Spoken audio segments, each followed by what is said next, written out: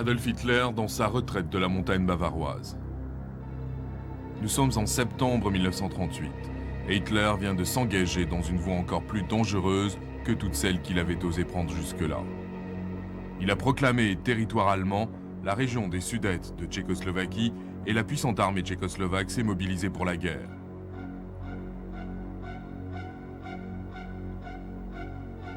La Tchécoslovaquie étant alliée à la France et à l'Angleterre, la guerre signifierait une conflagration qui engouffrerait l'ensemble de l'Europe.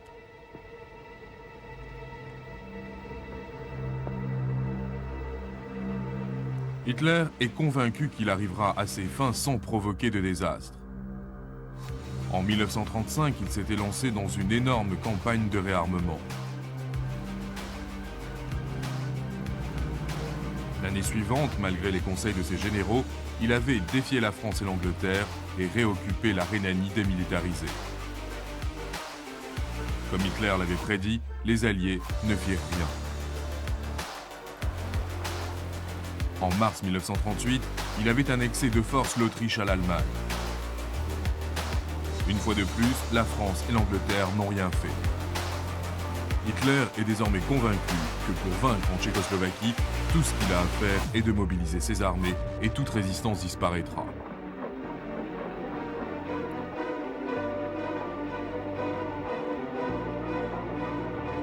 Dans l'Europe tout entière, les exigences d'Hitler sèment la consternation. Les horreurs de la Grande Guerre toujours vives dans les mémoires, rares sont ceux qui osent envisager la terreur qu'engendrerait un autre conflit. Dans les rues des villes anglaises, des tranchées apparaissent dans presque tous les espaces ouverts. Les édifices publics disparaissent derrière de grands murs de sacs de sable. C'est la semaine de la crise de Munich.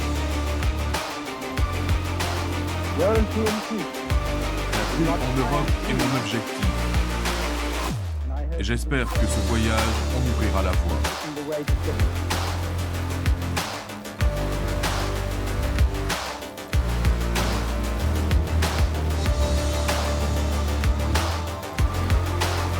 Dans une tentative désespérée pour éviter la guerre, le Premier ministre britannique, Neville Chamberlain, se rend en Allemagne.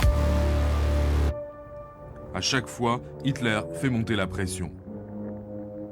Il semble que la guerre est inévitable. C'est le dictateur italien Mussolini qui suggère une dernière tentative pour préserver la paix avec la conférence des 4 grandes puissances européennes. Le 30 septembre 1938, à Munich, le sort de la Tchécoslovaquie est réglé. Pendant que les envoyés tchécoslovaques sont forcés d'attendre à l'extérieur de la salle de conférence, l'Angleterre, la France et l'Italie concèdent à Hitler les Sudètes.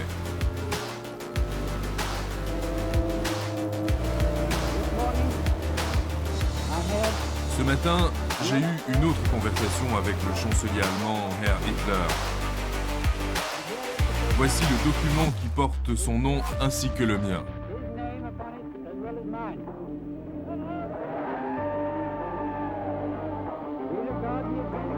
Nous considérons l'accord signé la nuit dernière et l'accord naval anglo-allemand symbolique du désir de nos deux peuples de ne jamais entrer à nouveau en guerre.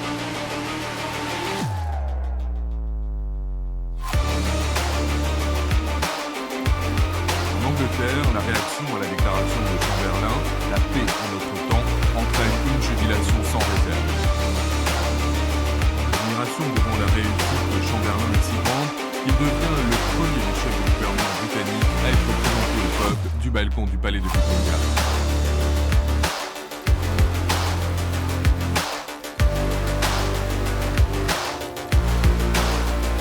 Le forum de Munich dure à peine 6 mois. En mars 1939, l'Allemagne annexe ce qui reste de la Tchécoslovaquie. Cette violation flagrante des accords de Munich choque même ceux qui soutenaient la politique d'apaisement de Chamberlain. Aux yeux du public britannique, Hitler est maintenant un agresseur que rien ne pourra arrêter. Pratiquement tout le monde s'accorde à dire que la fois prochaine, guerre ou pas guerre, on lui résistera. Au premier rang de l'opposition à l'apaisement se tient l'homme politique anglais Winston Churchill.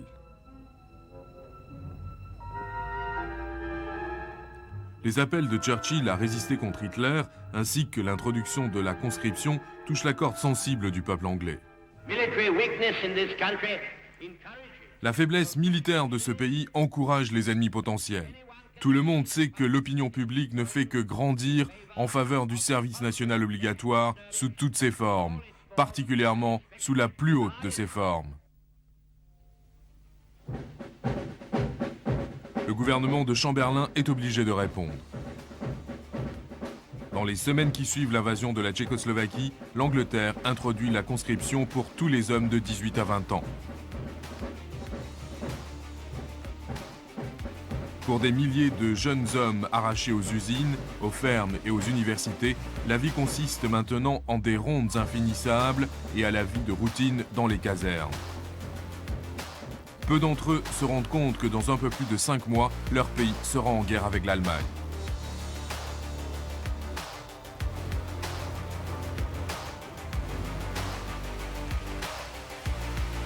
Ignorant le changement d'humeur considérable qui vient de se produire en Angleterre, Hitler passe à la phase suivante de son programme de conquête. Cette fois, il réclame le port de Memel qui avait fait partie par le passé de l'Empire germanique. Impuissante face à la puissance allemande, la Lituanie cède Memel.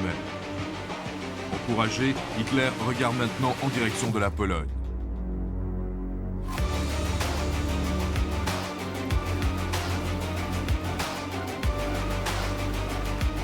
Le port balte de Danzig est relié à la Pologne depuis 1918 par un corridor considéré comme territoire polonais. Le couloir polonais sépare la Prusse orientale du reste de l'Allemagne. Hitler, avec le soutien d'une puissante faction nazie au sein de la ville, exige de prendre possession de Danzig et de fermer le couloir.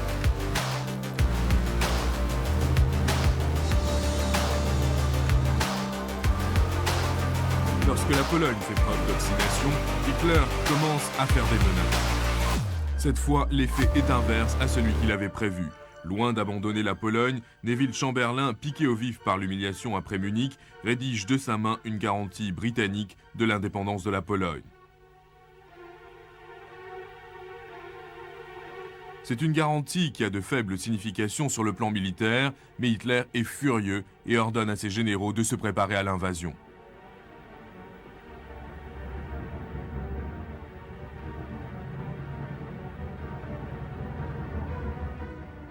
Avant de lâcher ses armées, Hitler renforce sa position internationale. Le pacte d'acier entre l'Allemagne et l'Italie est signé le 22 mai. Le 23 août, un pacte de non-agression est conclu avec l'Union soviétique de Staline. Le pacte est destiné à s'assurer que l'URSS ne s'opposera pas activement à l'invasion. Des accords secrets sont passés entre l'Allemagne et l'Union soviétique pour le partage de la Pologne conquise.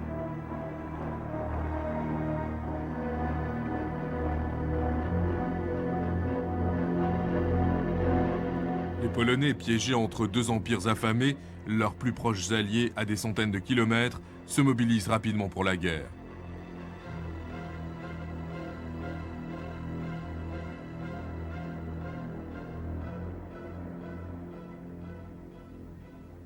Und ich bin nun mit meiner Regierung 2 volle Tage dagesessen und habe gewartet. Seit 5:45 Uhr wird jetzt zurückgeschossen.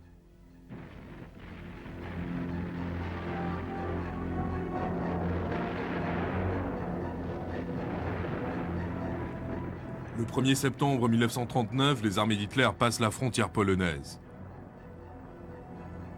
Alors que les formations blindées allemandes traversent sans difficulté les défenses polonaises, la Luftwaffe attaque les postes de commandement, les jonctions ferroviaires et les concentrations de troupes. L'objectif est d'isoler le champ de bataille en détruisant les moyens de communication.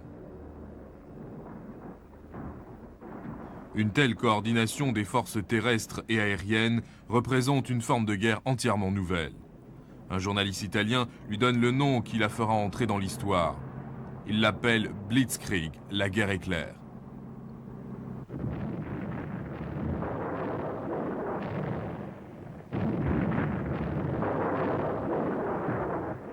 La résistance polonaise est courageuse mais sans espoir. Des équipements inadéquats ainsi que des tactiques obsolètes ne peuvent rivaliser avec la puissance et la rapidité de l'assaut allemand. Le désastre est aggravé par la répugnance du haut commandement polonais à retirer ses forces pour défendre plus facilement ses positions dans le centre de la Pologne. Bientôt, il est trop tard. Avec l'anéantissement des forces aériennes à terre et les bombardiers Stuka, toujours prêts à attaquer, les mouvements de troupes deviennent véritablement impossibles. Les divisions polonaises, les unes après les autres, sont encerclées et détruites.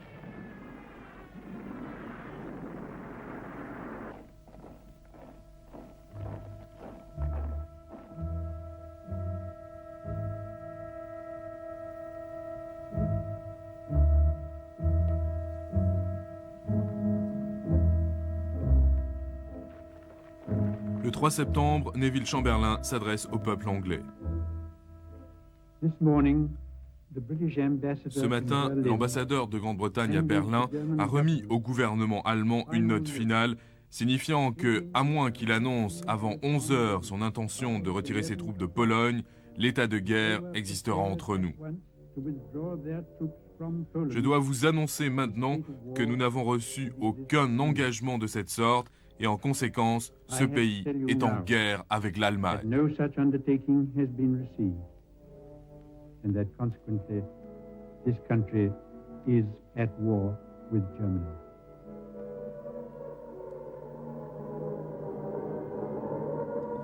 Dans les minutes qui suivent l'annonce de Chamberlain, les sirènes de raids aériens de Londres retentissent et on assiste à une course frénétique en direction des abris. C'est une fausse alerte, mais la peur de la puissance destructrice des bombardements a des racines profondes.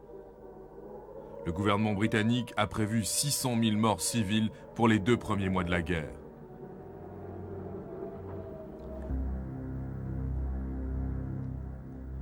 Les nouvelles en provenance de Pologne ne font qu'accentuer la peur des bombardements de masse qui hantent la population britannique. À partir du 10 septembre, la ville de Varsovie est assiégée par les Allemands. Refusant de se rendre, ses habitants sont bombardés sans merci. Des dizaines de milliers d'entre eux meurent dans les ruines de la ville.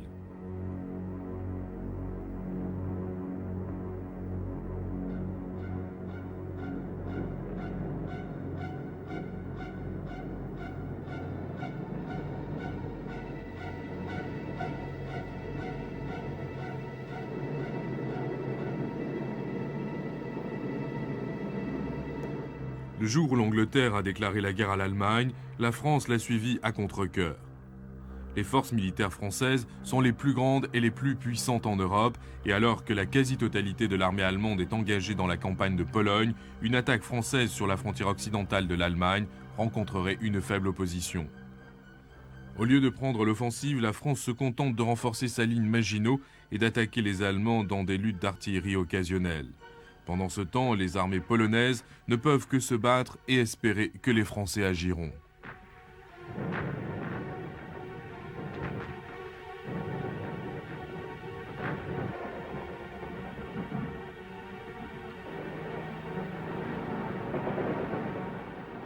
Le 17 septembre, les Polonais subissent le coup final.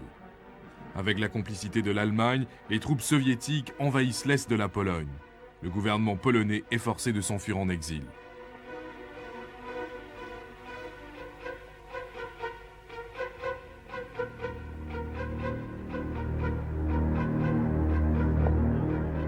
La destruction de l'État polonais n'est que le début de l'agonie dans laquelle le peuple polonais est maintenant plongé.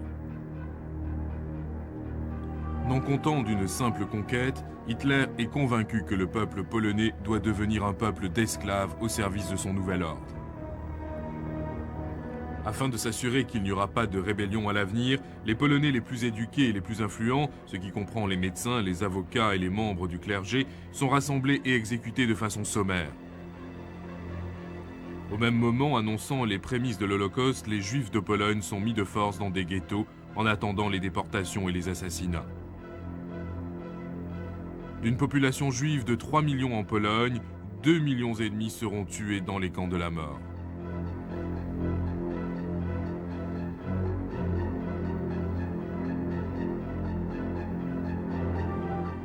Alors que les combats sont pratiquement terminés, Hitler est libre d'envoyer ses propres armées à l'ouest pour défendre sa frontière avec la France.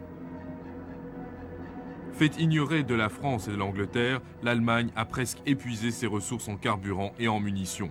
S'il avait été attaqué à l'ouest, il est pratiquement certain qu'Hitler aurait été obligé d'en finir. Il faudra attendre 5 longues années avant que l'Allemagne ne soit à nouveau aussi vulnérable.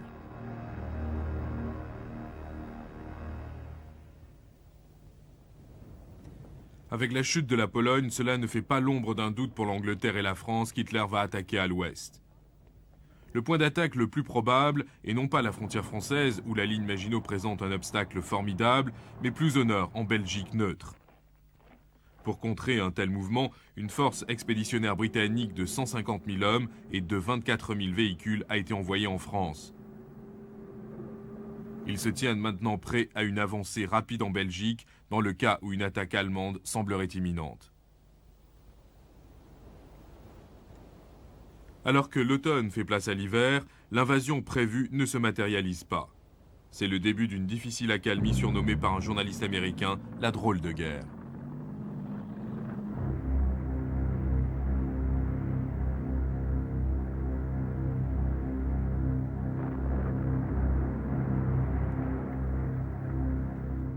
Pendant qu'à terre, la guerre est prise dans une impasse, en mer, une bataille mortelle fait rage. On compte 79 navires coulés par les mines allemandes près des côtes anglaises à Noël 1939. Les sous-marins patrouillent, et bien qu'Hitler ne soit parti en guerre qu'avec 23 sous-marins seulement, une fraction du nombre réclamé par ses amiraux, il ne tarde pas à se faire un nom.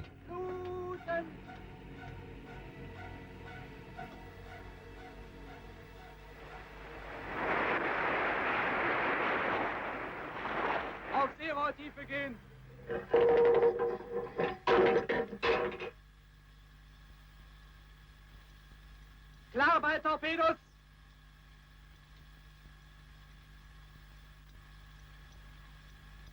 Rohr 1 und 2 ist klar! Los!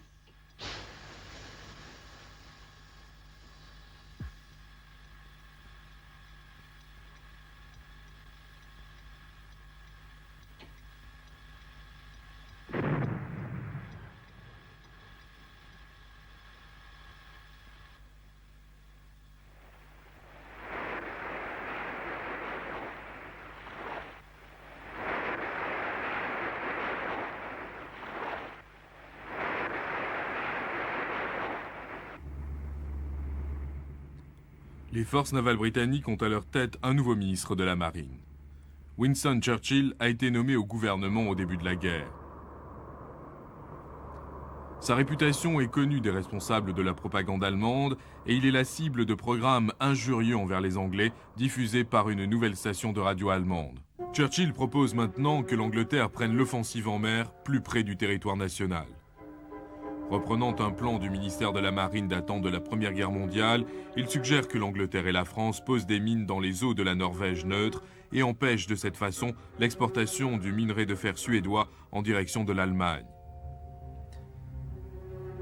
Mais mieux encore, il faudrait que les Alliés se lancent dans une expédition pour prendre Narvik, le port norvégien qui détient une position clé. D'ici avril 1940, une force expéditionnaire de 14 000 hommes est rassemblée, prête à s'embarquer vers Narvik. La pose de mines a commencé.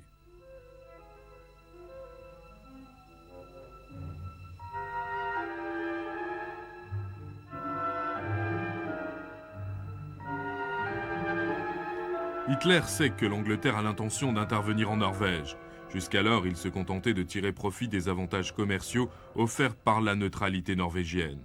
Le plan des Alliés l'oblige à réagir.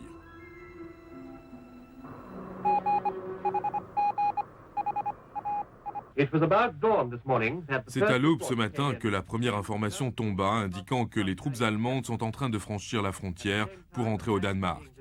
Au même moment, des attaques étaient lancées à partir du large sur plusieurs des principaux ports norvégiens.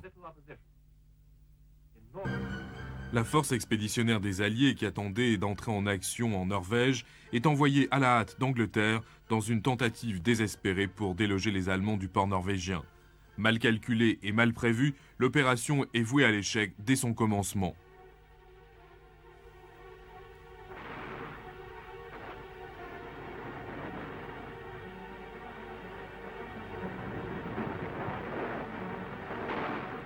Un appui naval puissant ne peut compenser l'insuffisance de la couverture aérienne des Alliés.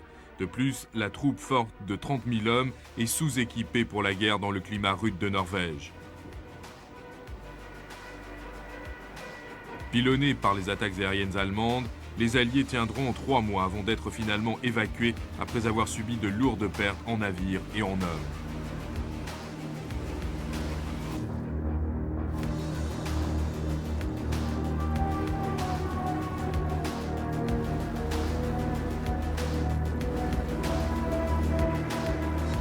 Alors que la tragédie de la campagne norvégienne se déroule, le peuple britannique ne rejette pas la responsabilité sur Churchill, mais sur Neville Chamberlain. Il règne une grande déception quant à la conduite de la guerre. Son coût pour la nation s'élève à 6 millions de livres par jour et peu de choses sont là pour en témoigner. Pire encore, le gouvernement ne prend pas les mesures qui semblent pourtant évidentes. 1 million d'hommes sont au chômage alors que la production industrielle devrait être la première des priorités.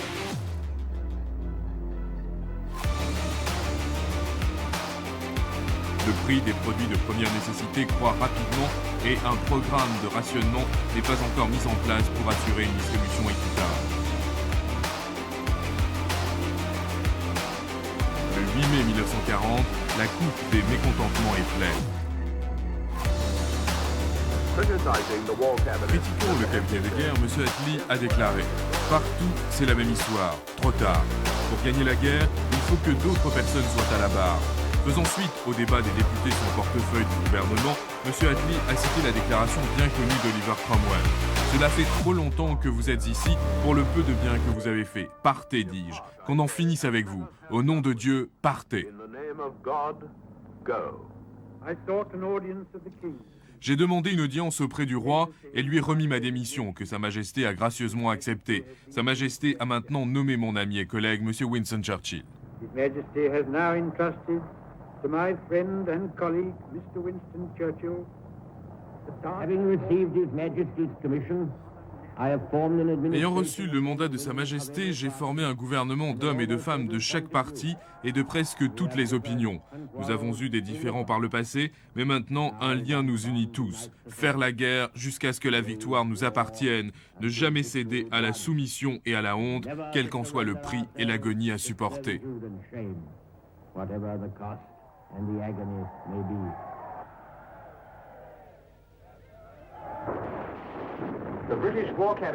Le cabinet de guerre britannique s'est réuni à 8 heures. Le ministère de l'Intérieur avertit la défense civile et la patrouille anti-raid de se tenir en alerte.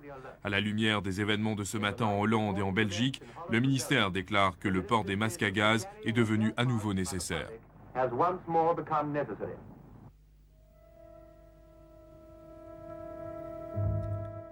3 jours après l'assaut des Allemands sur les Pays-Bas, une action rappelle la vulnérabilité des villes aux bombardements aériens.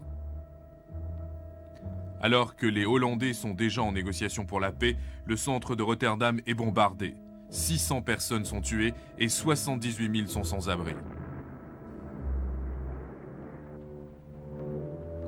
Le 15 mai, l'armée hollandaise se rend, craignant des morts supplémentaires parmi les civils. Elle a subi 100 000 pertes, le quart de l'ensemble de sa force.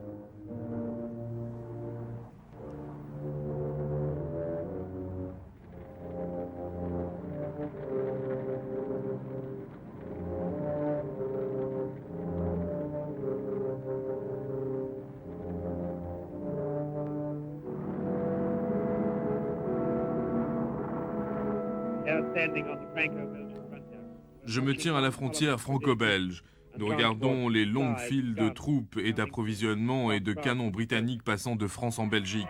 À cette frontière se trouve un petit village qui est a priori à moitié français et à moitié belge, avec des tranchées des deux côtés. Presque tout le village est dehors et se tient dans les rues à regarder les transports arriver. L'accueil donné par les Belges est vraiment fantastique.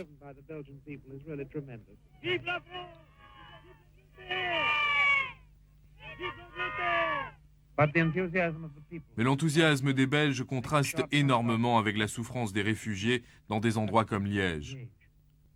Nous avons vu plusieurs camions remplis de ces gens tristes et à un endroit sur une autre route, nous avons rencontré un petit groupe de Belges, des vieillards, des femmes et des enfants, certains avec des couvertures roulées sur leurs épaules, leurs quelques biens misérables sur le dos ou portés à la main dans des valises bon marché.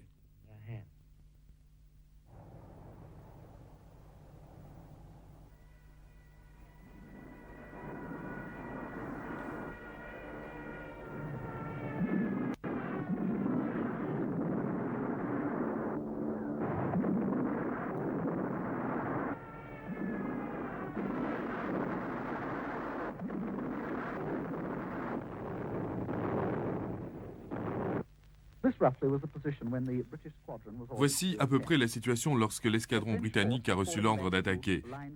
Une troupe française était en train de se replier sur les lignes de défense au nord-est d'Anvers, alors qu'elle était engagée dans une course avec une colonne motorisée allemande qui essayait de lui couper la route. Il semblait impossible que les Allemands puissent réussir, et c'est pourquoi l'ordre fut lancé « Arrêtez cette colonne allemande ». Mais les Allemands ont encore bombardé aujourd'hui, surtout les routes principales, les aérodromes, les réfugiés, et dans un village, ils ont même bombardé un hôpital.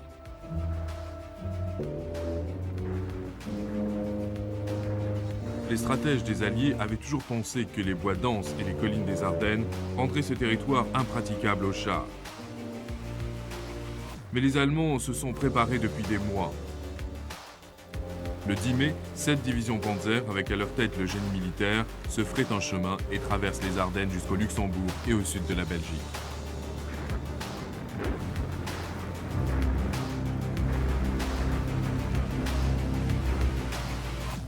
Une fois la forêt traversée, l'obstacle majeur qui se présente aux blindés allemands est la Meuse. La poignée de divisions françaises qui défend le secteur des Ardennes s'est retirée de l'autre côté du fleuve. De là, elle rassemble toutes les armes disponibles dans une tentative désespérée pour repousser la traversée des Allemands. Un échange féroce d'artillerie prend place pendant toute la nuit du 12 mai.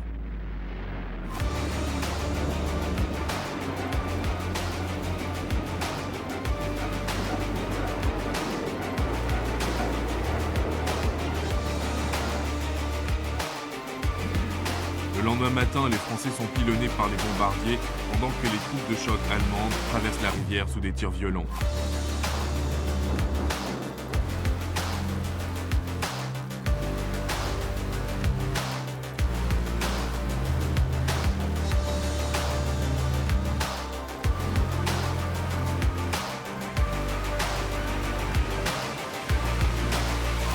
Pendant que les forces d'élite établissent et tiennent les têtes de pont, le génie militaire travaille fébrilement à la construction de passages pour les blindés allemands qui attendent.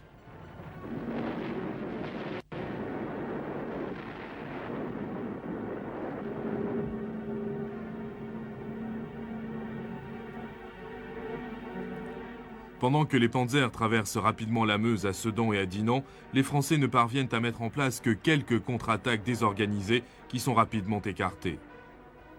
En l'espace de 3 jours seulement, les Allemands ont fait une percée dans les lignes françaises de 75 km de large.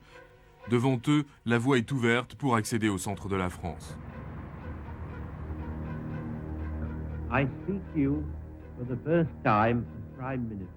Je vous parle pour la première fois en tant que Premier ministre à un moment solennel de la vie de notre pays, de notre empire, de nos alliés et plus encore de la cause de la liberté. Une bataille terrible fait rage en France et en Flandre. Les Allemands, par des bombardements aériens combinés à des chars fortement blindés, ont percé la défense française au nord de la ligne Maginot et des rangs puissants de leurs véhicules blindés font des ravages sur les campagnes qui, pour le premier ou le deuxième jour, se trouvaient sans défense. Ils ont avancé loin à l'intérieur des terres et répandu l'alarme et la confusion par leur puissance. They have penetrated deeply and spread alarm and confusion in their tracks. Behind them, there are now appearing infantry in lorries. Derrière eux arrive maintenant l'infanterie dans des camions et derrière elle encore les grandes masses avancent. Nous nous sommes battus à 3 ou 4 contre 1 avec nos ennemis. En abattant les bombardiers allemands, nous nous battons pour la bataille de France. In cutting down the German bombers, we are fighting our own battle, as well as that of France. Après cette bataille de France, aura lieu la bataille sur notre île, pour l'Angleterre et pour tout ce qu'elle représente.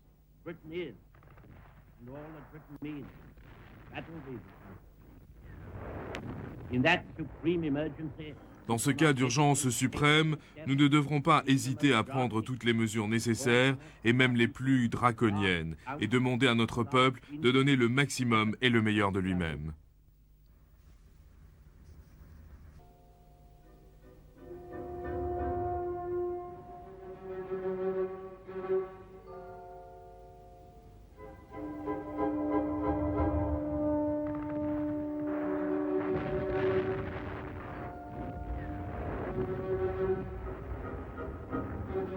En l'espace d'une semaine, Boulogne se rend et Calais est assiégé. Alors que les deux bras de l'avancée allemande ne sont éloignés que de 15 km seulement, le gros de la force expéditionnaire britannique et une partie de la première armée française se retirent en direction de la ville de Dunkerque.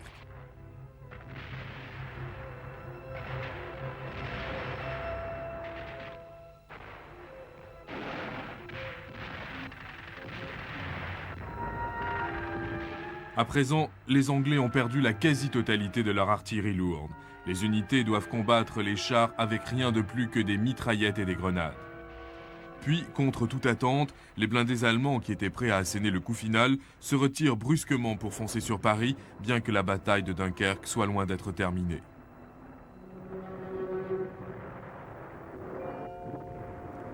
En Angleterre, une décision capitale a été prise.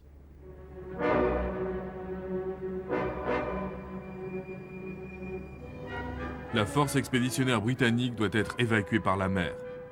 Churchill prévient la Chambre des communes de se préparer à de dures et de lourdes nouvelles. Il ne dit pas que le gouvernement prévoit de sauver seulement 35 000 des 300 000 hommes piégés à Dunkerque.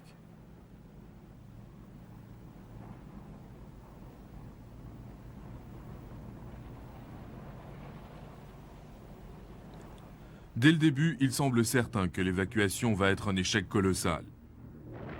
Les navires qui ont survécu au feu roulant des attaques aériennes, aux champs de mines et aux torpilles se retrouvent sous les tirs puissants des armes allemandes à Calais. Une fois dans le port de Dunkerque, l'eau n'est pas suffisamment profonde pour les plus gros navires. Seulement 7000 hommes peuvent être évacués le premier jour.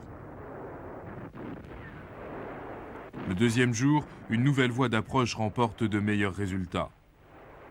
Sous le coup de redoutables attaques aériennes, les navires sauvent 47 000 hommes. Mais le prix à payer est élevé. En une journée, 3 destroyers ont été coulés et 6 sérieusement endommagés. Le port de Dunkerque est bloqué par les navires endommagés et toutes les autres évacuations doivent se faire à partir des plages. Néanmoins, l'opération continue. Ceux qui y assistent savent qu'ils sont les témoins de moments historiques.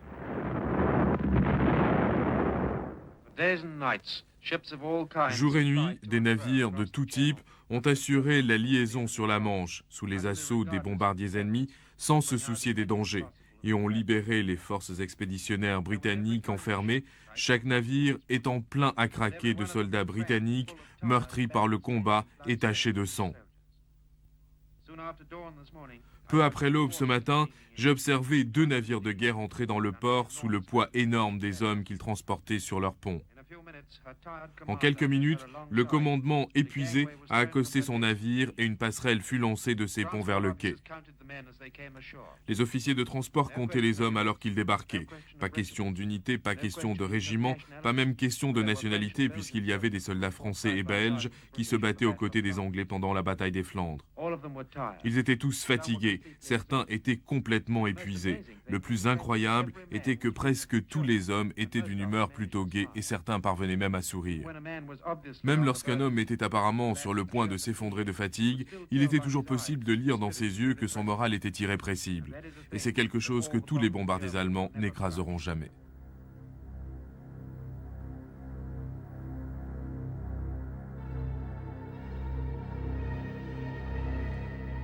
L'évacuation à Dunkerque est largement considérée comme s'avoisinant du miracle.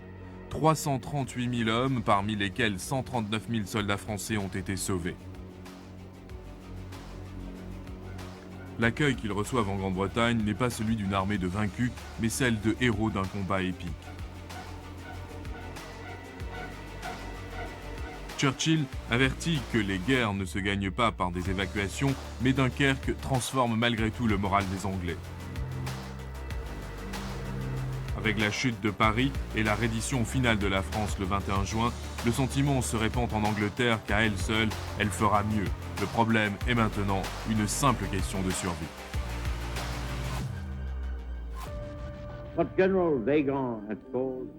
Ce que le général Weygand a appelé la bataille de France est fini. La bataille d'Angleterre va bientôt commencer. De cette bataille dépend la survie de la civilisation chrétienne, d'elle dépend notre propre vie en tant qu'Anglais, la longue continuité de nos institutions et de notre empire.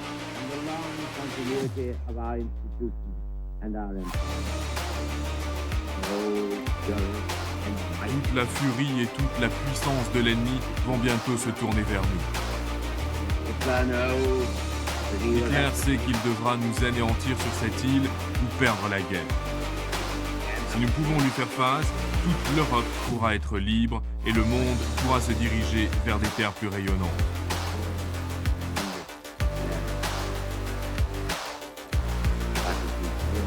Mais si nous échouons, alors le monde entier, et même les États-Unis, y compris tous ceux que nous avons connus et aimés, sombreront dans l'abysse d'un nouveau Moyen-Âge, faisant encore plus de sinistres et restant plus longtemps à l'ombre de la science pervertie.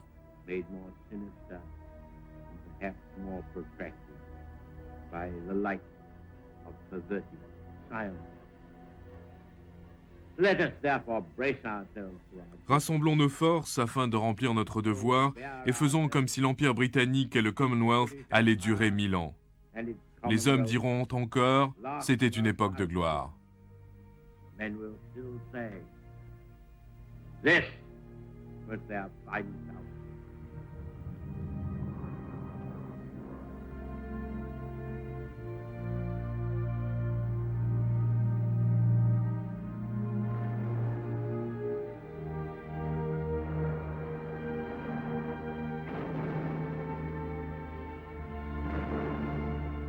Avec les armes de longue portée installées sur les côtes de la France conquise, l'Angleterre fait face pour la première fois à la réalité de la guerre.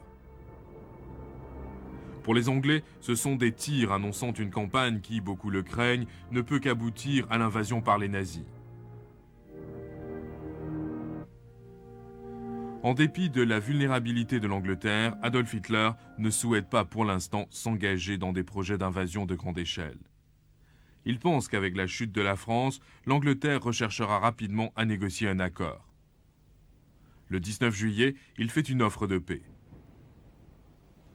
D'une manière tout à fait caractéristique, elle est accompagnée d'une menace. Si les Anglais refusent de voir la réalité de la situation, une souffrance et une misère infinie s'abattront sur eux. La réponse de Churchill est typique. Il refuse même de répondre. L'Angleterre continuera le combat.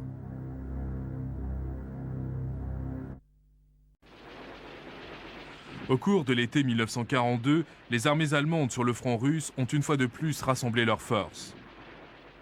La contre-offensive soviétique à Moscou avait été arrêtée et les armées allemandes sauvées de la débâcle totale après le refus d'Hitler d'autoriser le repli général.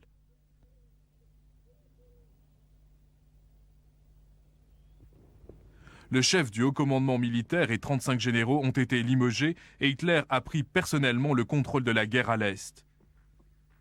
Maintenant, il porte à nouveau son attention sur ce qu'il convoite le plus, les champs pétrolifères du Caucase.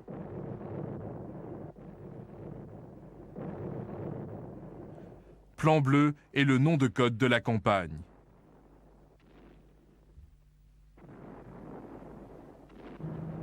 Le 28 juin 1942, la grande offensive commence avec le groupe d'armées sud qui se lance en direction de l'Est vers le Don en prenant la ville de Voronezh. Le corridor entre les rivières du Don et du Donitz est maintenant en sécurité et les Allemands peuvent commencer leur grande avancée vers le sud.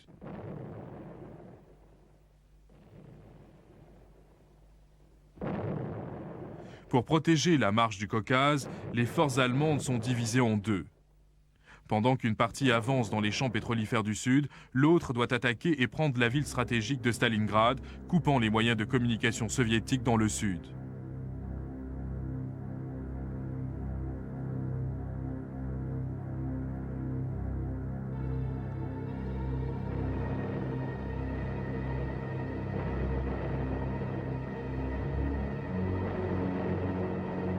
Alors que 300 000 troupes allemandes sont engagées dans un combat épique qui durera 5 mois, en Afrique du Nord, les forces allemandes sont également sur le point de lancer une offensive historique.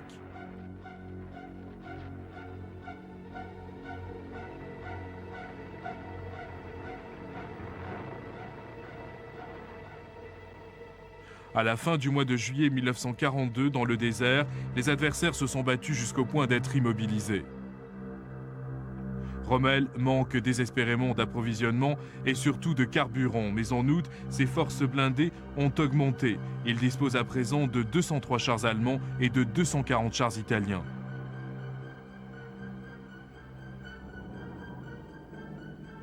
Avec les attaques aériennes alliées de plus en plus efficaces sur les lignes d'approvisionnement déployées, Rommel conclut qu'il doit attaquer immédiatement, dans l'espoir d'une victoire finale ou faire face à une désintégration progressive de sa force de combat. Les Anglais reçoivent maintenant de grandes quantités d'équipements américains et le temps ne peut que jouer en leur faveur. De plus, la 8e armée a un nouveau commandant à sa tête, le lieutenant-général Bernard Montgomery.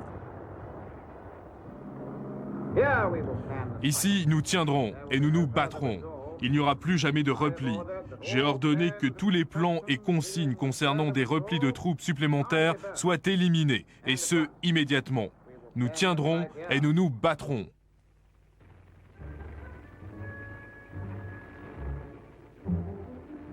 Après de longues préparations et un important développement de supériorité en hommes et en équipement, l'assaut de Montgomery est lancé la nuit du 23 octobre.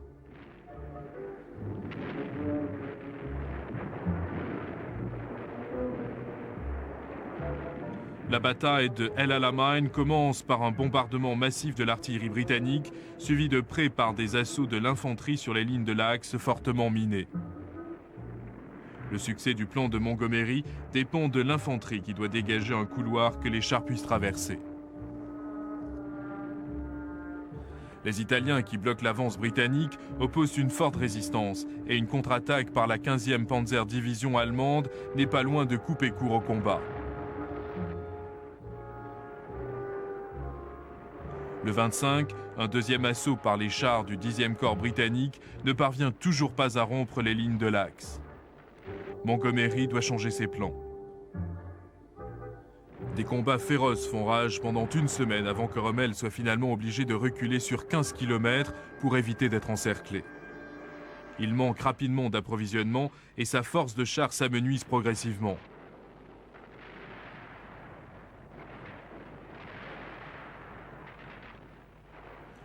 Le 1er novembre, le coup décisif est porté. Dans un assaut résolu, la 2e division néo-zélandaise parvient à ouvrir un couloir pour les blindés britanniques. Rommel sait que s'il ne se retire pas, ses forces seront complètement détruites. Hitler refuse avec véhémence d'autoriser la retraite. Pendant 2 jours désastreux, Rommel obéit à ses ordres.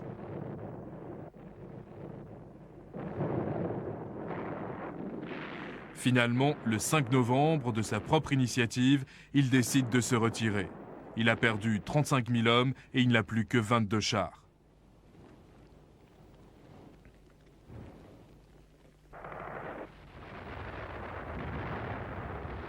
En 1942, à la mi-novembre, la 6e armée allemande à Stalingrad a subi d'épouvantables pertes. Chaque rue, chaque maison et chaque usine a été farouchement disputée, mais Hitler est convaincu que la Russie ne tardera pas à s'effondrer.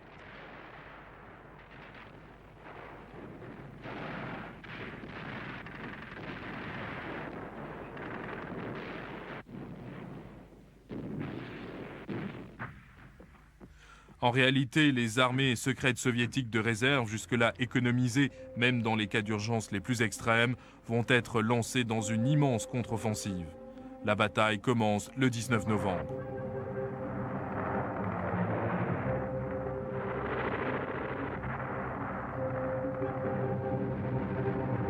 En 2 grandes poussées, les armées soviétiques brisent les lignes italiennes en Roumanie sur le flanc nord-ouest de l'Allemagne.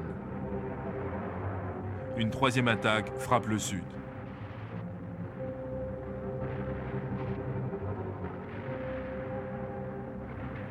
Sous le poids d'un assaut d'une telle férocité, les défenseurs de l'Axe sont dépassés.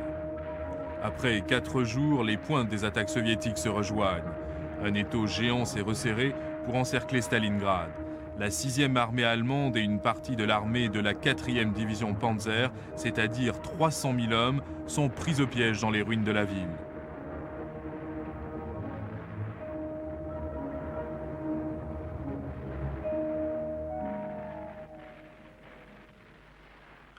Comme on pouvait s'y attendre, Hitler interdit toute tentative de recul. Stalingrad doit être défendu jusqu'à la dernière goutte de sang allemand.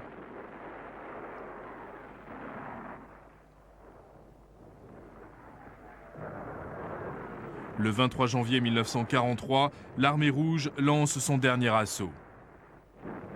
Les défenseurs allemands exténués, victimes du froid, affamés et presque dépourvus de munitions, sont pris dans une poche qui se rétrécit à vue d'œil. Les tentatives de la Luftwaffe pour les approvisionner par les airs ont échoué depuis longtemps et le dernier terrain d'aviation utilisable est tombé entre les mains des soviétiques. En 11 jours, le combat est terminé. Le commandement de la 6e armée, le général von Paulus, se rend le 2 février. 150 000 Allemands sont morts, 90 000 sont faits prisonniers, seuls 7 000 survivront.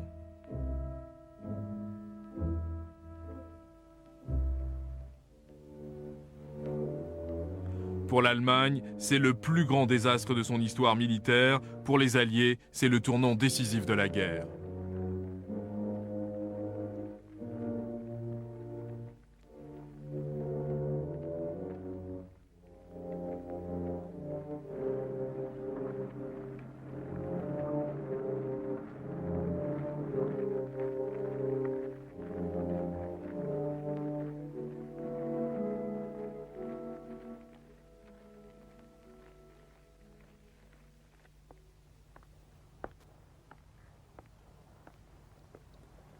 Alors que la bataille de Stalingrad faisait toujours rage, Winston Churchill et Franklin Roosevelt s'étaient rencontrés à Casablanca au Maroc. Churchill avait clairement exposé ses priorités. Les Alliés doivent écraser les forces de l'Axe qui sont encore en Tunisie, puis faire sortir l'Italie de la guerre. Roosevelt se rend compte qu'il ne sera pas possible d'envahir la France en 1943 et il souhaite concentrer les efforts américains dans le Pacifique. Les deux hommes trouvent un compromis. Ils décident qu'une fois l'Afrique du Nord libérée, ils mettront au point une invasion commune de la Sicile. En Tunisie, les forces de l'Axe avaient mis en place une forte ligne de défense et avaient obtenu d'importants renforts. Les Américains qui avancent éprouvent de grandes difficultés au col de Kesserine, et ce n'est que fin mars qu'une offensive britannique pourra briser la ligne de l'Axe. Les actions communes anglo-américaines continuent jusqu'à ce que les forces de l'Axe se rendent le 11 mai 1943. 275 000 Italiens et Allemands sont faits prisonniers. La voie est donc ouverte aux Alliés pour attaquer la Sicile. L'opération Husky commence le 10 juillet.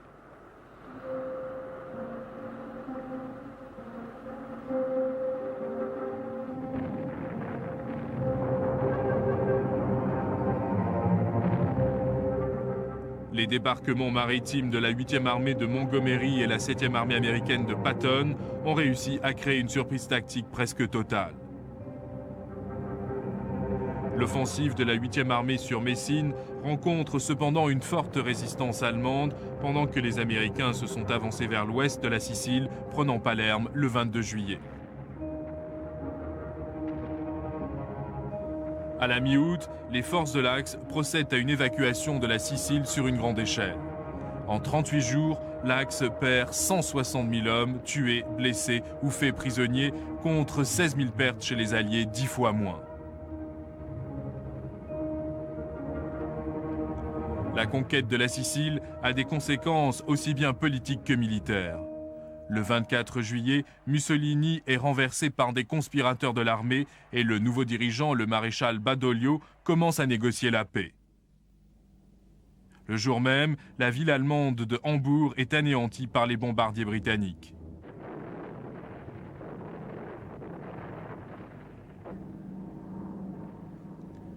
Malgré les sacrifices des équipages alliés, le plus grand coup subi par la machine militaire d'Hitler en 1943 n'est pas infligé par les bombardements des Alliés.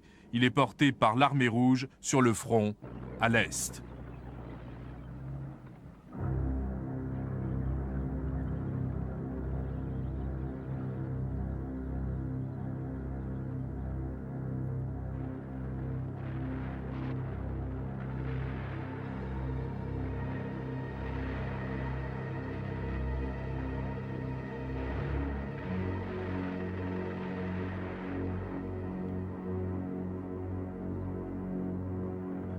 En juillet, une offensive de grande envergure lancée par les blindés allemands à Kursk devient le plus grand combat de chars de l'histoire.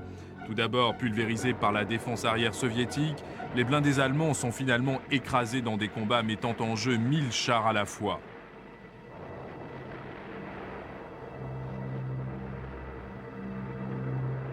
« 20 divisions panzer allemandes sont complètement mises en échec, perdant 1500 chars.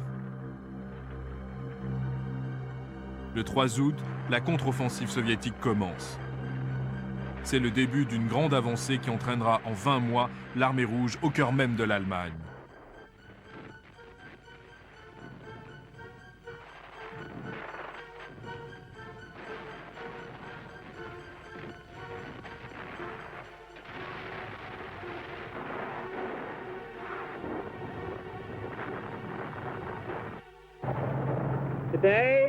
Aujourd'hui, le 3 décembre, nous entrons dans la 5e année de la guerre et aujourd'hui, la 8e armée, après avoir combattu pour passer d'Égypte en Tunisie, puis traverser les mers jusqu'à la Sicile, a débarqué sur le continent européen.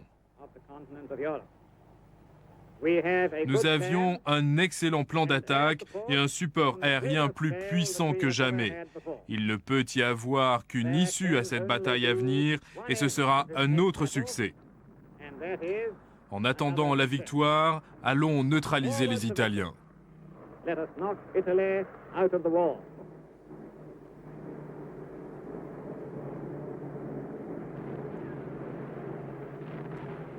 Dès les premiers jours de leur débarquement en Italie, les forces d'invasion, tant britanniques qu'américaines, sortent de leur tête de pont et s'enfoncent à l'intérieur des terres. Mais les Allemands ne tardent pas à se regrouper. Seules les canonnades des navires alliés empêchent les contre-attaques de faire une percée jusqu'aux têtes de pont vulnérables. 6 jours après l'invasion par les Alliés, le gouvernement italien demande une armistice. Immédiatement, l'armée allemande occupe Rome. À Naples, le peuple se rebelle contre les Allemands. Des combats sanglants continuent pendant 3 jours.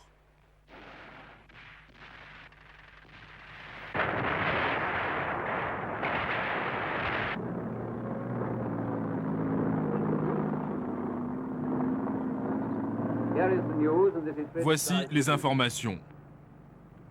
Il y a 2 heures, l'Italie a déclaré la guerre à l'Allemagne. Le maréchal Badoglio a qualifié les actes des Allemands de sauvagerie envers la population civile et il a déclaré que la paix ne sera pas possible tant qu'il restera un seul Allemand sur le sol italien. Londres, Washington et Moscou ont pris note de la mesure prise par l'Italie. Son statut sera celui d'un co-belligérant et pas celui d'un allié. Les conditions de l'armistice avec le commandement allié restent en vigueur. Alors que les Alliés commencent par consolider leur position dans le sud de l'Italie, puis se lancent dans une avancée lente et coûteuse en direction de Rome, la stratégie des Alliés dans son ensemble subit un changement extrêmement important. La conférence de Téhéran de novembre 1943 entraîne une décision historique. Le principal effort des Alliés occidentaux n'aura pas lieu en Italie. La puissance des Alliés sera concentrée au contraire en Grande-Bretagne pour une invasion de la France.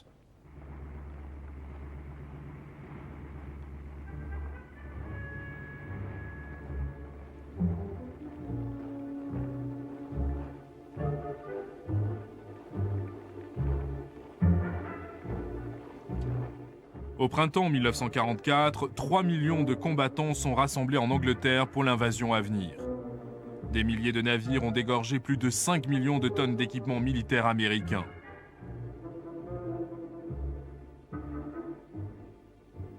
Un commandement commun anglo-américain est créé avec le général Eisenhower en tant que commandant suprême des Alliés. Montgomery est rappelé d'Italie pour commander toutes les forces terrestres pendant la phase d'ouverture de la campagne.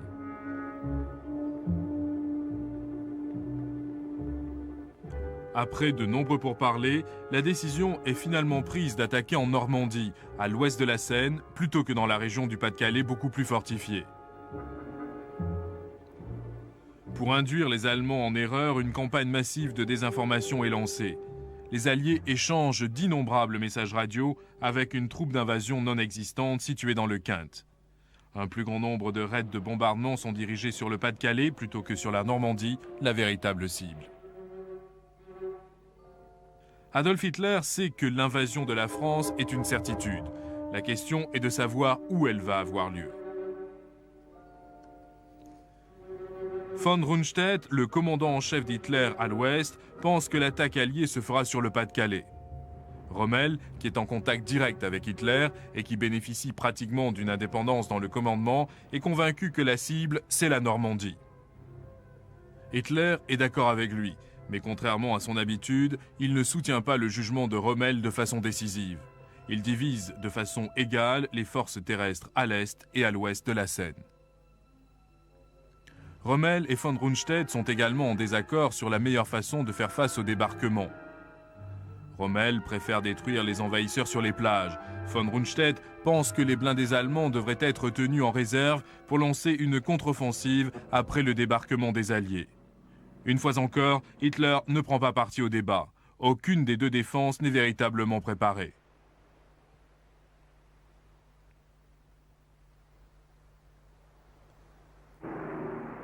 Alors que les Allemands débattent, la phase d'ouverture de l'opération Overlord, l'invasion de la France par les Alliés, est déjà en cours.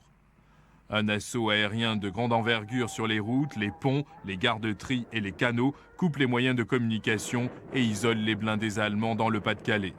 C'est une façon idéale d'utiliser la puissance tactique aérienne.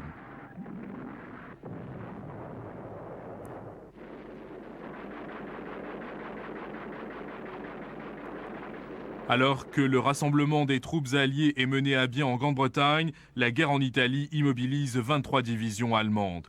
Les débarquements alliés à Anzio entraînent de nombreuses contre-attaques allemandes et la 8e armée lance un assaut direct sur la ligne Gustave, farouchement défendue par les puissantes formations allemandes.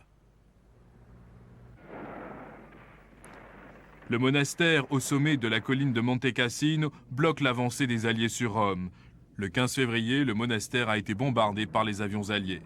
Malgré tout, les Allemands tiennent leur position au milieu des décombres.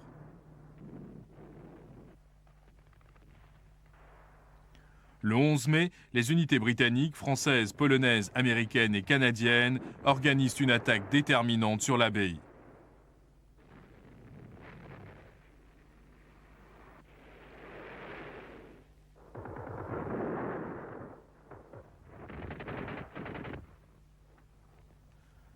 La prise de Monte Cassino le 17 mai ouvre enfin la route de Rome.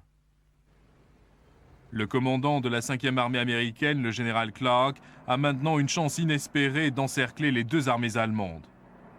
Pourtant, le 4 juin, il pénètre dans la capitale de l'Italie, permettant aux Allemands de se replier vers le nord et d'établir une nouvelle ligne défensive.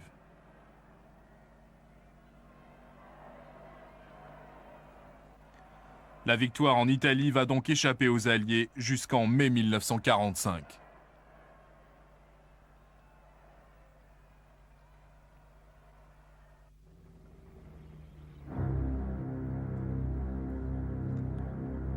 La date de l'invasion de la Normandie a été fixée au 5 juin. Ce jour-là, la lune et la marée seront favorables. Mais tout dépend du temps et les prévisions météorologiques ne sont pas bonnes. Les hommes et les équipements déjà embarqués, le cauchemar des stratèges alliés semble prendre forme. Un violent orage arrive de l'Atlantique et s'abat sur les ports de la Manche.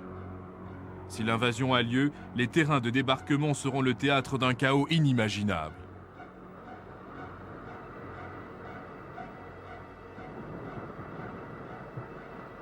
Le 5 juin, les météorologues prévoient une éclaircie pour le lendemain matin. Eisenhower fait face à un choix difficile. Une erreur pourrait entraîner la mort de 150 000 hommes. Cependant, la force d'intervention dans cette attente fébrile ne peut être indéfiniment maintenue dans l'expectative.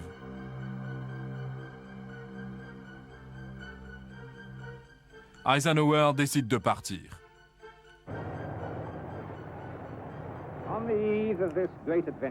À la veille de cette grande aventure, j'envoie mes meilleurs souhaits à tous les soldats de l'Empire allié. Il nous est donné l'honneur de porter le dernier coup pour la liberté qui restera dans l'histoire. Et dans les jours meilleurs qui nous attendent, les hommes parleront avec fierté de ce que nous avons fait. Nous avons une cause grande et juste.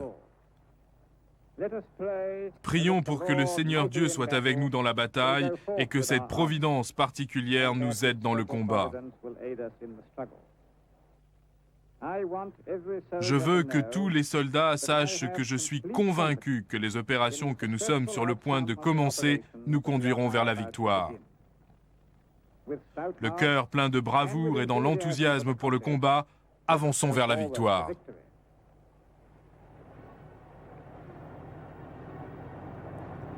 À l'aube du 6 juin, l'opération Overlord commence. Les premières troupes aéroportées ont déjà atterri derrière les lignes allemandes. Le premier contingent de la 21e armée de Montgomery, fort de 150 000 hommes, s'embarque pour la France.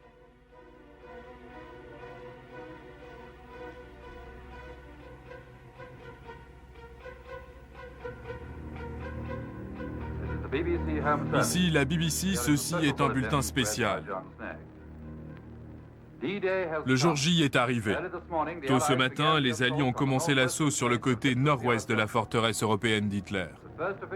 Les premières informations officielles sont arrivées juste après 9h30, quand les quartiers généraux suprêmes de la force expéditionnaire alliée ont émis le communiqué numéro 1. Celui-ci indique que sous le commandement du général Eisenhower, les forces maritimes alliées, soutenues par une puissante force aérienne, ont commencé. C'est le jour et c'est l'heure. Le ciel s'illumine au-dessus des côtes européennes alors qu'ils arrivent. Le ciel est plus clair et la mer plus brillante. Mais le long de la côte, il y a un écran de fumée dense, provoqué par les cuirassés et les navires de guerre qui tirent sans arrêt. Le soleil lance maintenant des rayons de lumière. C'est comme si c'était un présage. La façon dont il vient de sortir, juste au moment où nous arrivons. Le ciel est clair et la mer est une masse d'argent scintillante, avec tous ces bateaux la traversant et les grands navires de guerre au fond, tirant d'incessants coups de feu en direction du rivage. Voilà maintenant les canaux de débarquement qui nous dépassent. Les plus lents sont laissés à l'arrière, chacun d'entre eux joue son rôle et arrive au bon moment pour remplir la tâche qui lui est impartie. Des destroyers, des corvettes, des patrouilleurs. J'entends le bruit des coups de feu antiaériens. Je n'arrive pas encore à voir si ce sont les nôtres qui sont attaqués. Il y a un énorme nuage de fumée le long du rivage, dû non seulement à l'écran de fumée, mais à ces terribles bombardements. Tous les navires tirent maintenant. J'ai du mal à imaginer quelque chose semblable à cette parade de bateaux, tels des soldats défilant en rang. Je n'ai jamais rien vu qui exprime autant ce sentiment intense d'un même but partagé par autant de navires et par des centaines de milliers de combattants qui sont à présent en train de débarquer sur cette côte européenne pour remplir la plus grande tâche qu'il n'ait jamais eu à accomplir. Je dois arrêter mon enregistrement maintenant parce que le temps est venu pour moi de mettre mon sac sur le dos et de me préparer à débarquer sur le rivage, et c'est un grand jour.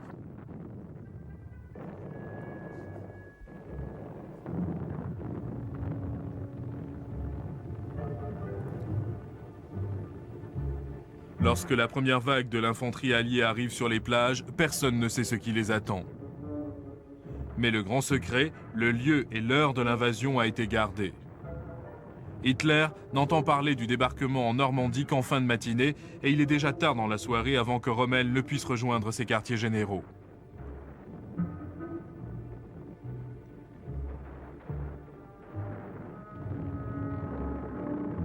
Entre-temps, les Alliés ont débarqué 150 000 troupes, ne perdant que 2 000 hommes.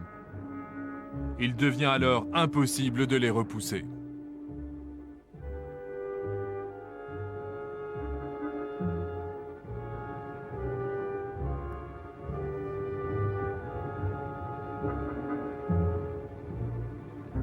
Hitler continue à penser que la principale poussée des Alliés se portera sur le Pas-de-Calais et que les débarquements en Normandie ne sont que pure tactique.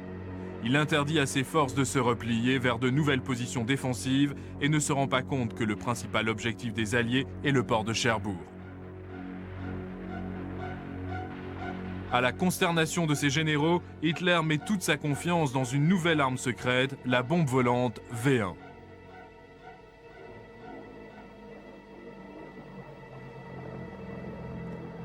Le premier raid de V1 sur la Grande-Bretagne commence le 12 juin. L'effet est encore plus terrifiant qu'une flotte de bombardiers allemands. Un seul V1 transporte presque 1 tonne de puissants explosifs et il n'est pas possible de lancer des alertes pour les raids qui arrivent. La menace est constante.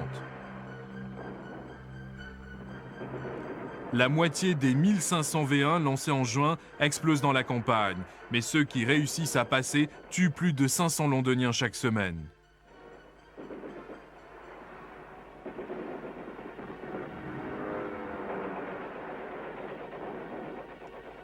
La confiance d'Hitler dans le V1 n'est pas justifiée. La plupart des Anglais pensent que la guerre sera terminée en quelques mois et que la nouvelle arme d'Hitler ne peut pas avoir de véritable impact sur leur morale. La guerre sera gagnée ou perdue, non pas dans le ciel au-dessus de l'Angleterre, mais sur les champs de bataille en France.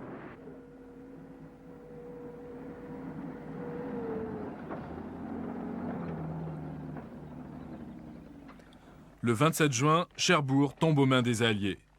Mais à l'est, une puissante force allemande de 7 divisions blindées et de 2 divisions d'infanterie barre l'avancée des Anglais à Caen. Le 8 juillet, les unités de la Seconde Armée réussissent à pénétrer dans la ville, mais sont bloquées sur les ponts de l'Orne.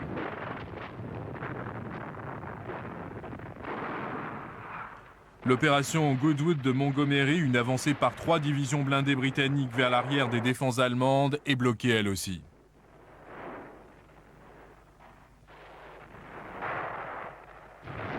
Pendant que les opérations des Britanniques à Caen attirent la majeure partie des blindés allemands, la première armée américaine se bat pour se frayer un chemin vers Saint-Lô le 18 juillet. Après qu'une féroce offensive aérienne alliée ait brisé les lignes allemandes à Avranches, la 3e armée de Patton s'engouffre dans la brèche pour arriver en Bretagne.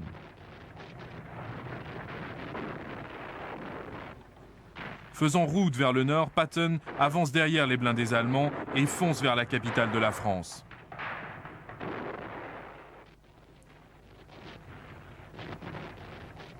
Le 19 août, les forces américaines s'approchant de Paris, le Conseil national français de la Résistance donne l'ordre à ses partisans de s'insurger. Pendant 4 jours, les combats de rue font rage dans l'ensemble de la ville. Les dirigeants français sont résolus à ce que la capitale soit libérée par ses propres citoyens.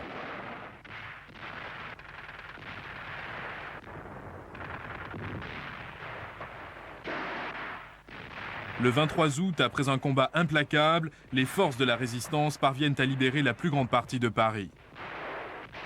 Au sud de la ville, les troupes françaises combattant aux côtés du 5e corps américain se rapprochent de la capitale. La 4e division blindée française a déjà pénétré dans la banlieue. 2 jours plus tard, Charles de Gaulle entre dans la capitale. Voici les informations. Paris a été libéré. Un communiqué que nous venons de recevoir du général Koenig annonce que la capitale de la France a été libérée par les forces françaises de l'intérieur.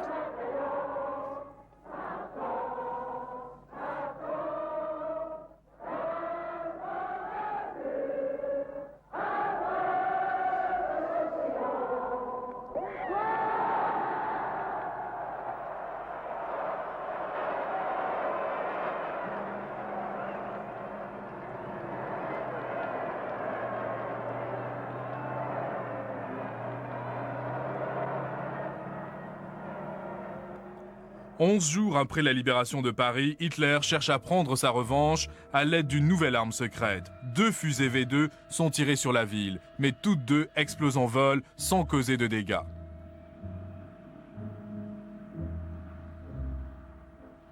Deux jours plus tard, le V2 prend la Grande-Bretagne pour cible.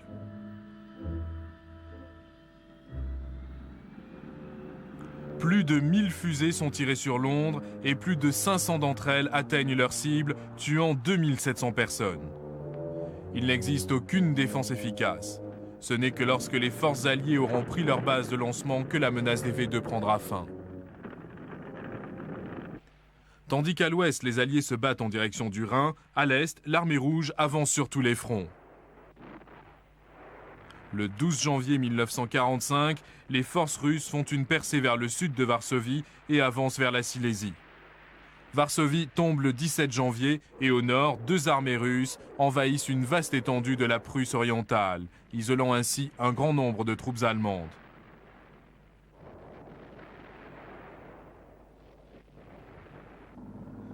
Puis l'offensive soviétique, forte de 180 divisions, avance de 350 km en 15 jours. Le front de l'armée rouge se trouve maintenant à 150 km de Berlin à peine. Bonjour, ici la BBC. Les Américains ont passé le Rhin. Les quartiers généraux suprêmes ont annoncé il y a quelques minutes que la première armée des États-Unis du général Hodger avait atteint le Rhin. Les troupes l'ont traversé pour établir une tête de pont quelque part au sud de Cologne. Bonjour, ici la BBC, Stuart McPherson, en direct de l'Allemagne. Il suffit de passer quelques minutes parmi nos troupes qui avancent vers le Rhin pour ressentir l'état d'esprit presque frénétique qui règne au sein de chaque formation. Ce matin, j'ai traversé un des ponts du Rhin et tout le long de la route, je fus pris dans la bousculade et l'élan de chaque formation. Avant l'avancée sur le Rhin, il était toujours important de ralentir à l'approche d'un pont. Mais ce n'est plus le cas à présent. Les choses ont changé. Alors que j'avais à peine avancé le nez de ma voiture vers le pont, un policier anglais m'a crié « Vas-y vieux, traverse ce pont à toute vitesse !»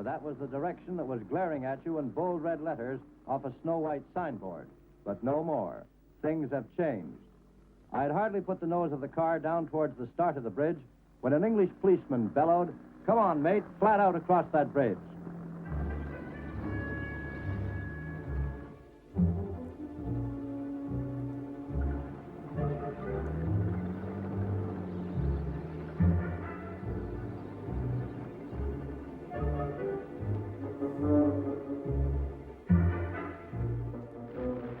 La traversée du Rhin par les Alliés marque la phase finale de la guerre en Europe. Le front occidental de l'Allemagne est toujours tenu par 70 divisions allemandes qui se battent obstinément pour chaque centimètre carré de leur patrie. Mais à l'est, l'armée rouge a rassemblé 2,5 millions d'hommes pour l'assaut final sur la capitale de l'Allemagne. 3 groupes d'armées soviétiques, accompagnés de 6 000 chars, 42 000 fusils et 7 500 avions, sont prêts à s'enfoncer au sud et au nord de Berlin. La dernière offensive de la Seconde Guerre mondiale commence le 16 avril. En 3 jours, les Soviétiques franchissent les faubourgs de Berlin. Au 25 avril, la ville est totalement encerclée. Le jour même, les armées soviétiques et américaines se rejoignent à l'Elbe. Le sort du Troisième Reich est scellé.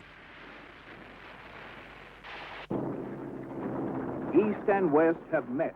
L'Ouest et l'Est se sont rejoints. À 5h20 mercredi après-midi, le 25 avril 1945, les troupes américaines du 12e corps d'armée du général Bradley sont entrées en contact avec les soviétiques du 1er corps d'armée ukrainien du maréchal Koyas à proximité de la ville allemande de Tourgan sur l'Elbe. Ceci est la nouvelle que toutes les populations alliées attendaient. L'Allemagne nazie, chancelant vers son effondrement total, a été coupée en deux.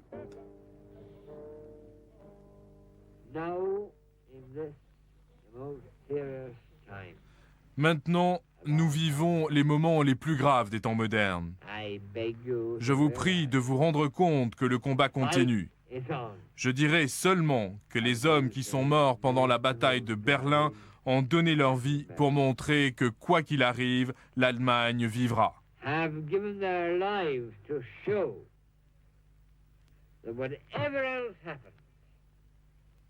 Germany will live. No coercion. Aucune torture, aucune oppression, aucune mesure de tyrannie de la part de l'ennemi ne parviendra à anéantir l'Allemagne. L'Allemagne vivra car les Allemands ont en eux le secret de la vie, l'endurance, la volonté et la patience. Et c'est pourquoi je vous dis ces derniers mots. Vous ne m'entendrez sans doute pas parler pendant quelques mois. Et je le déclare, Ich liebe Deutschland, Heil Hitler et adieu. And therefore I say to you, in these last words, you may not hear from me again for a few months. I say, Es lebe Deutschland, Heil Hitler, and farewell.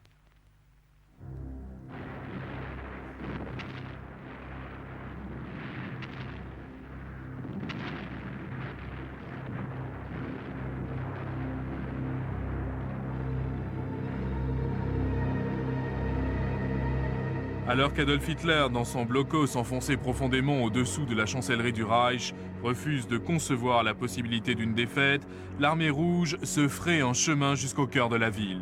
En 18 jours, 93 divisions allemandes ont été détruites. À présent, 30 000 défenseurs désespérés et 2 millions de civils se retrouvent au milieu d'un enfer.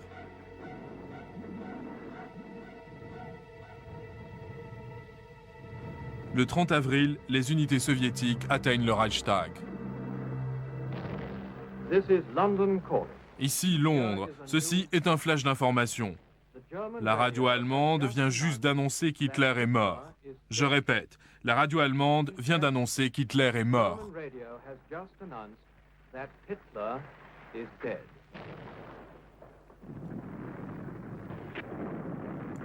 L'ordre d'Hitler de continuer le combat a coûté la vie à plus d'1 million d'hommes. L'armée rouge en a perdu 305 000. 125 000 civils allemands ont péri dans les décombres de la ville. 6 000 se sont suicidés. Berlin a été pratiquement anéanti.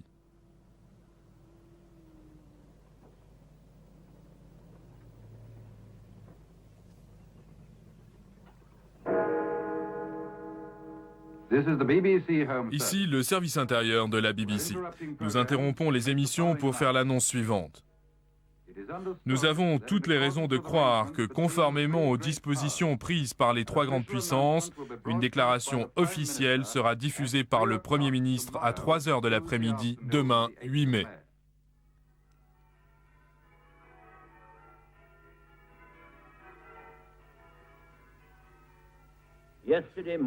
Hier, à 2h41 du matin, au quartier généraux du général Eisenhower, le général Jodl, représentant du haut commandement allemand, et le grand amiral Dönitz, chef désigné de l'État allemand, ont signé l'accord inconditionnel de reddition de toutes les forces